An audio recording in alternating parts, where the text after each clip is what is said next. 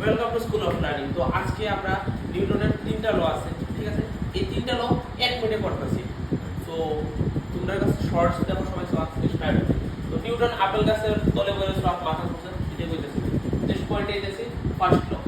এখানে দেখতে পারতেছো যখন আমরা একটা বডিতে ফোর্স অ্যাপ্লাই করি, প্রথমে সে স্টেডি অবস্থায় থাকতে চায় বা মুভমেন্টে থাকতে চায়, তাহলে ফোর্স দিয়ে আমরা চেঞ্জ করতেছি, হয় সে মুভমেন্টে যাবো বা রেস্টে যাবো।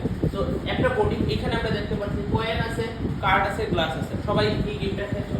কার্ডের মধ্যে টুকা বাস দেওয়ার পরে সাথে সাথে কার্ড বাইরে আছে আর কয়েন নিচে পড়ে। First law, proof law of inertia, a body in motion will always remain in motion until any external force is applied, or a body in stationary will always remain in stationary until any external force is applied. Then second law, the rate of change of momentum is directly proportional to the applied force. মানে যত force বাড়াবো তত কি বা মানে acceleration বাড়বে, বা যত মাস বাড়বে অ্যাক্সিলারেশন কমবে।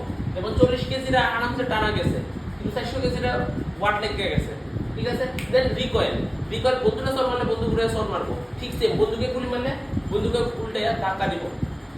Every action has an equal and opposite reaction like karma's effect, ঠিক আছে? Thank you.